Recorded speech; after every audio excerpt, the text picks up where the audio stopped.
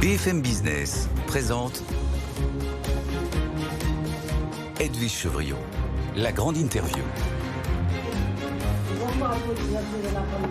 Mon interview ce soir, c'est Thomas Reynaud, le directeur général d'Iliad.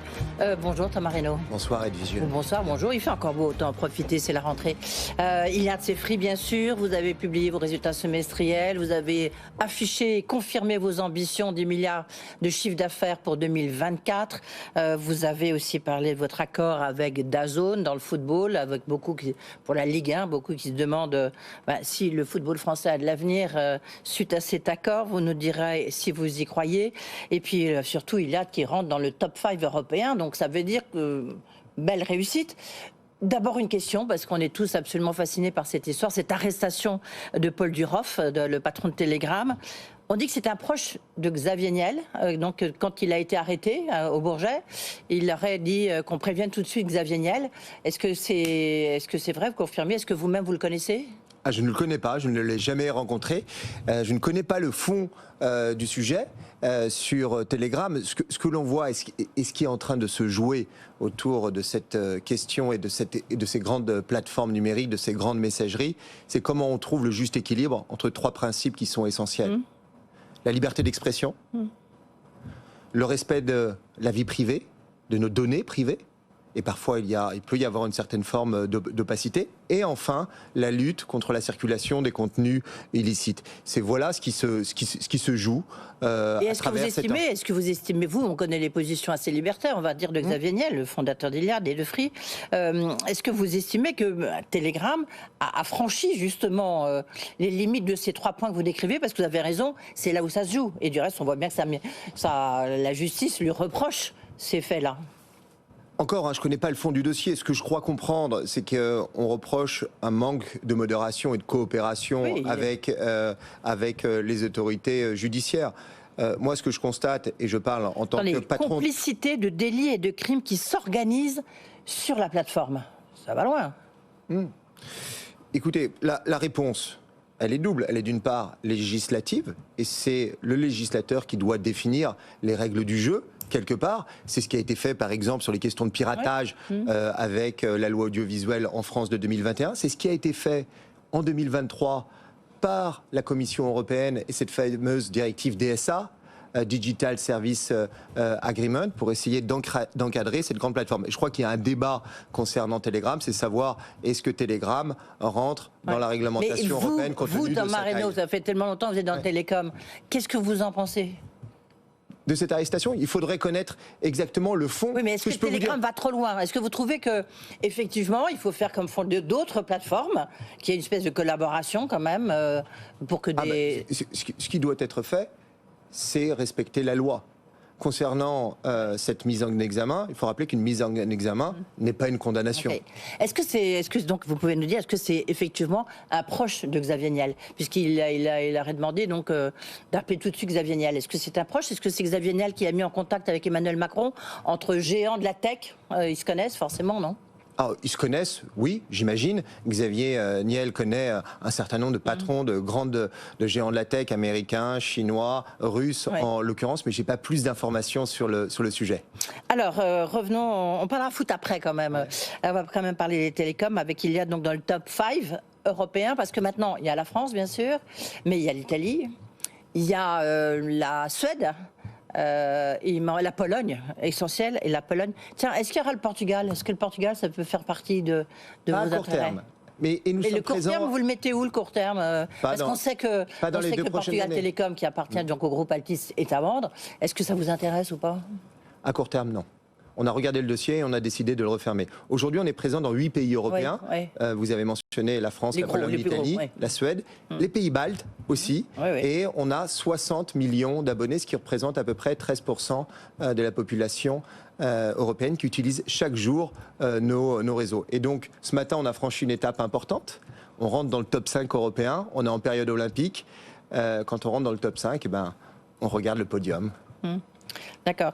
Donc, pas d'autres croissances externes comme ça, très court terme, non. On se concentre. Alors, on est passé du court terme au très court terme, donc à moyen terme alors.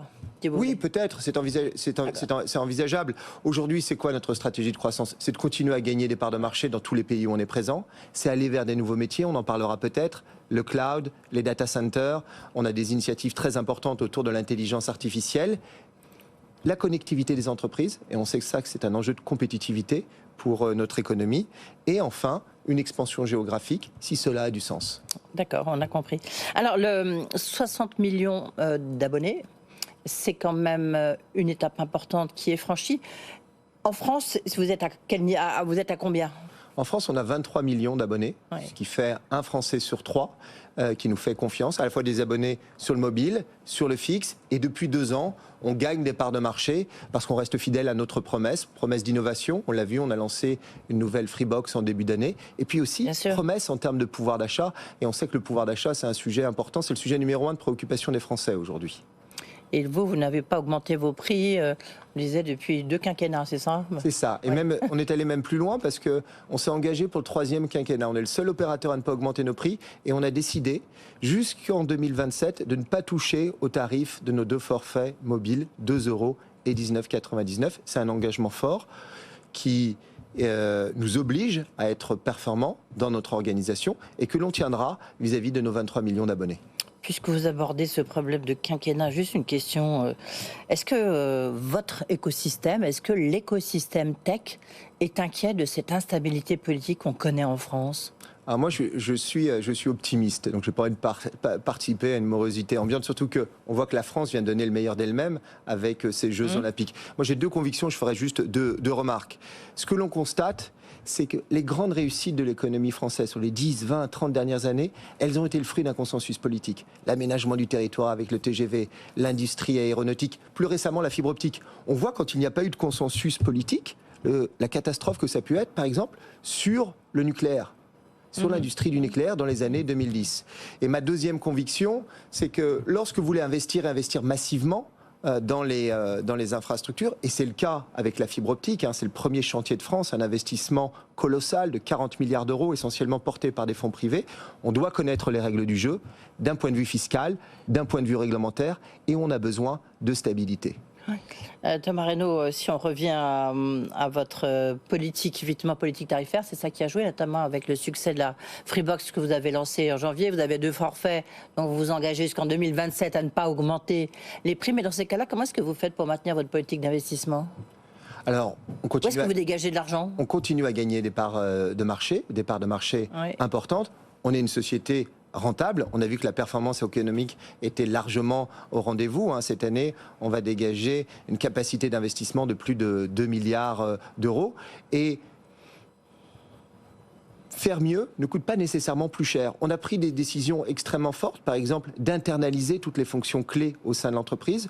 On a fait le pari de l'innovation. On est le seul opérateur télécom en Europe à concevoir nos propres Freebox. Donc on a fait des choix très différents du reste de l'industrie et qui nous permettent aujourd'hui d'avoir ce que l'on appelle, dans la stratégie des entreprises, un avantage concurrentiel extrêmement fort. Le pari de l'innovation et puis aussi le pari de la satisfaction de nos abonnés avec cette politique tarifaire. Aujourd'hui, hasard du calendrier, je ne sais pas, mais en tous les cas, on a vu que SFR a publié aussi ses résultats. Moins 343 000 abonnés mobiles en moins 87 000 clients fixes en 3 mois. On sent que c'est très très difficile pour SFR. C'est quoi votre réaction par rapport à ça? Comment vous vous expliquez? Moi, vous savez, je fais preuve d'humilité. À nombreuses reprises, on a sous-estimé... Non, mais vous êtes un peu étonné par ces résultats quand même, cette publication? Oui. Mais vous savez, quand je regarde l'histoire récente de notre groupe, à plusieurs reprises, on a sous-estimé Free. Lorsqu'on s'est lancé, lorsqu'on est parti d'une feuille blanche en 2012 sur Free Mobile, tout le monde a dit ils vont se planter. Lorsqu'on s'est lancé en Italie, il y a 5 ans, tout le monde a dit ils vont se planter. Donc la dernière erreur que je ne commettrai, c'est de sous-estimer un concurrent. Oui, mais quand même, est-ce que du coup, est-ce que ça vous interpelle dans le sens où vous vous dites c'est peut-être le moment de cette fameuse consolidation française.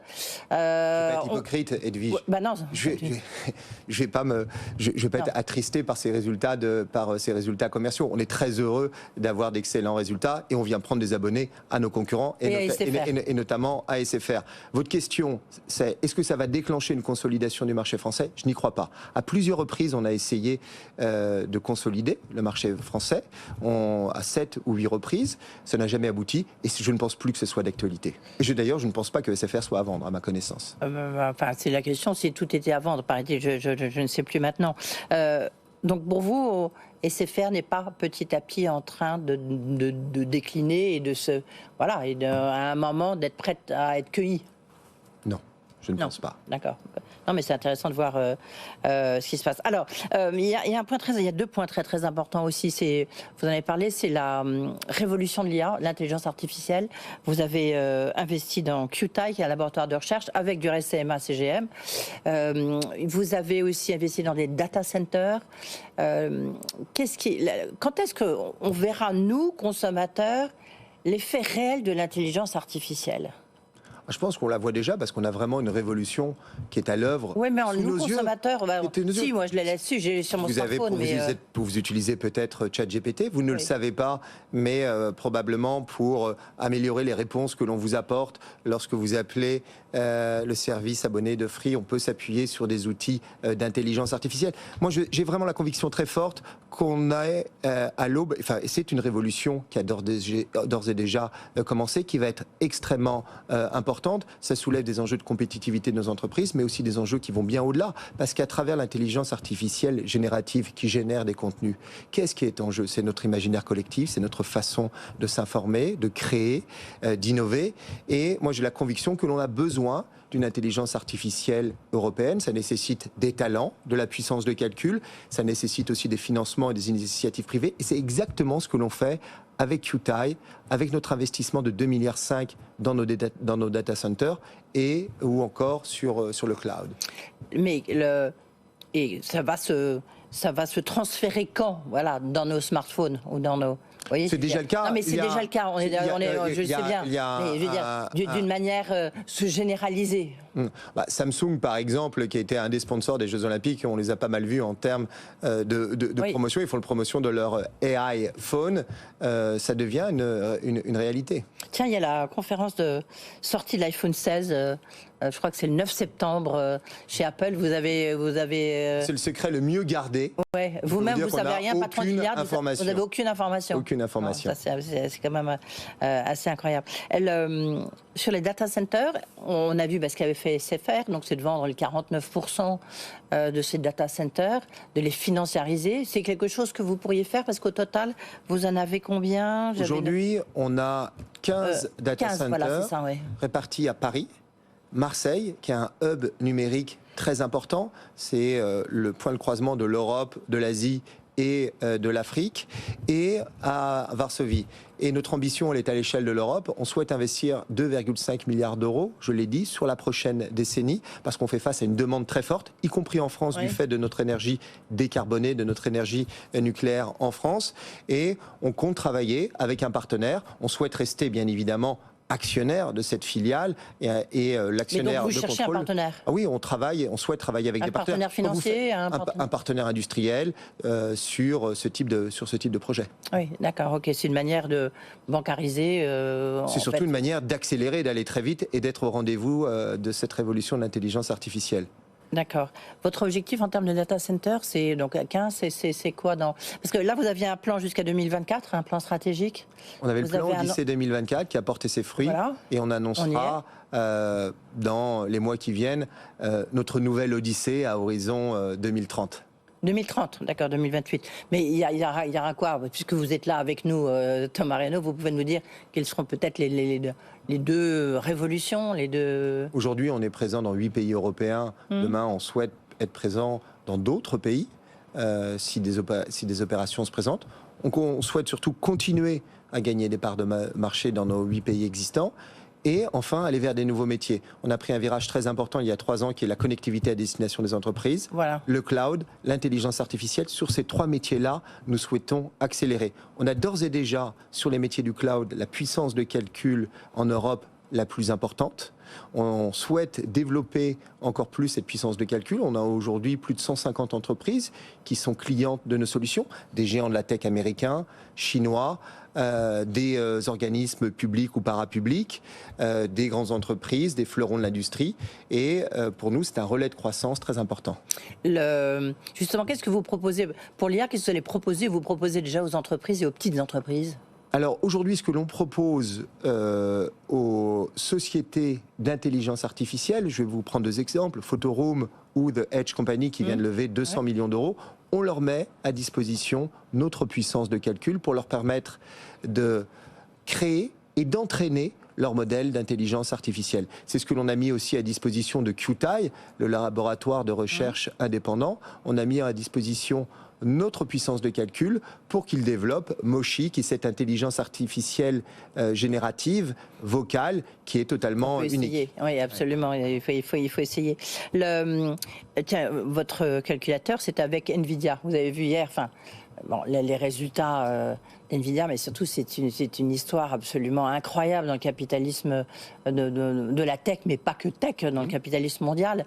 Qu'est-ce que ça vous inspire, NVIDIA? Vous êtes actionnaire, vous, d'NVIDIA? Non. On n'est pas actionnaire, mais nous sommes partenaires de référence en Europe de NVIDIA depuis plusieurs années.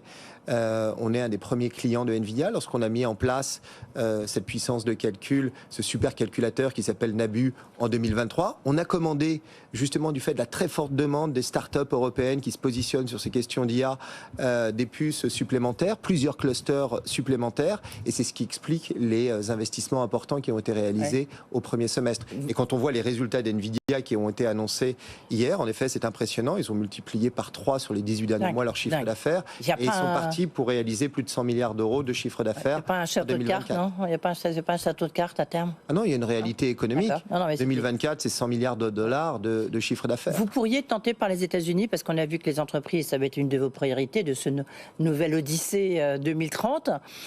L'international, est-ce que les États-Unis, ça peut faire partie de votre nouveau champ d'investigation? La priorité du groupe Iliad, c'est l'Europe. D'accord. Nous sommes un opérateur télécom européen.